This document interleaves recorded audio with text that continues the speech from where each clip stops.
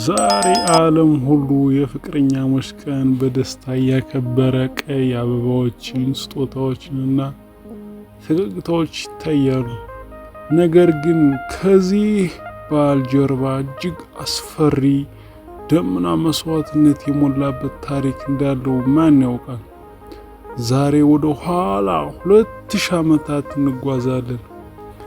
ፍቅር ወንጀል ተብሎ ወደ ታወጀበት ማግባትም ለሞት ወደሚዳርግበት ወደ ጥንታዊቷ ሮም ይዣችሁ እጓዛለሁ። በ3ኛው ክፍለ ዘመን ሮማን የሚገዛው ዳግማዊ ግላውዲዮስ ይባላል። ቅጽል ስሙ ጎቴክስ ነው። ንጉስ አንድ ትልቅ ችግር ገጠመው። ሰራዊቱ እያነሰ፣ ወታደሮቹም የጦርነት ፍላጎታቸው እየቀነሰ መጣ። ግላውዲዮስ ስለዚህ ምክንያት ምን እንደሆነ መረመረ። ያገኘው መልስ ግን አስገራሚ ነበር። ወንዶቹ ወደ ጦር ሜዳ መሄድ የማይፈልጉት ለሚስቶቻቸውና ለልጆቻቸው ካላቸው ፍቅር የተነሳ እንደሆነ ተመለከተ። ድምዳሜ ላይ ደረሰ። ፈለገ እንደዚህ እንደሆነ ድምዳሜ ላይ ሲደርስ እናም አንድ ጨካኝ ውሳኔ ወሰነ። በመላው ግዛቱ ጋብቻን እንደ ወጣት ወንዶች እንዳያገቡ፣ ፍቅረኛሞች እንዳይገናኙ የሚል ጥብቅ ሕግ አወጣ። ከተማዋ በጭንቀት የተሞላች፣ ፍቅር በሕግ ታገደ። ነገር ግን በዚህ ጨለማ ውስጥ አንድ ትልቅዬ ብርሃን ተገኘ። እሱም የሮማኑ ቄስ ቫላንታይን ነበር። ቫላንታይን የንጉሥን አዋጅ በግልጽ ተቃወመ።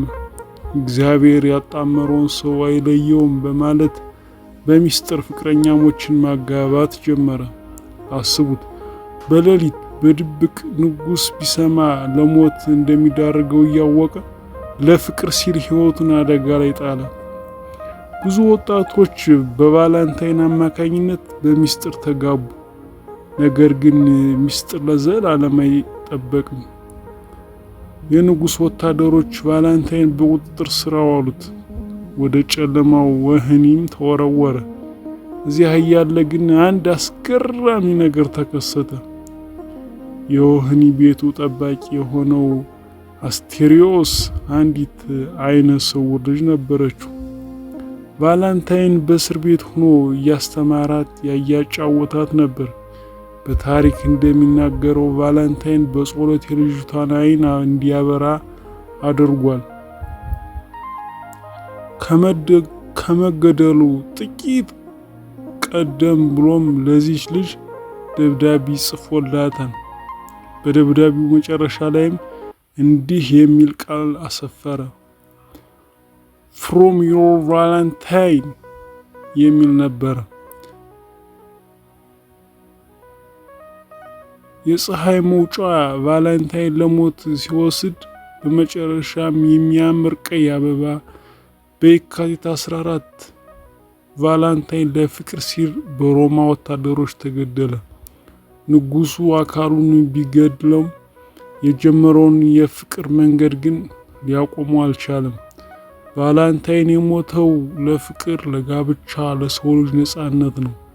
ዛሬ የካቲት 14ን ስናከብር ስጦታ ስንለዋወጥ ቆም ብለን ያንን ደፋር ሰው እናስበዋለን።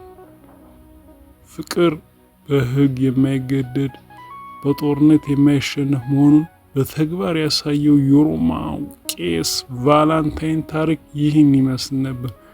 ውድ ተመልካቾቻችን ታሪኩን ከወደዳችሁት ላይክ፣ ሸር ማድረጋችሁን አትርሱ። ለፍቅር ዋጋ የሚከፍሉ ጓደኞቻችሁን እንዲያዩት ሸር አድርጉት። በቀጣይ የትኛውን ታሪክ እንድሰራላችሁ ትፈልጋላችሁ? ኮሜንት ላይ ጻፉልኝ። አመሰግናለሁ።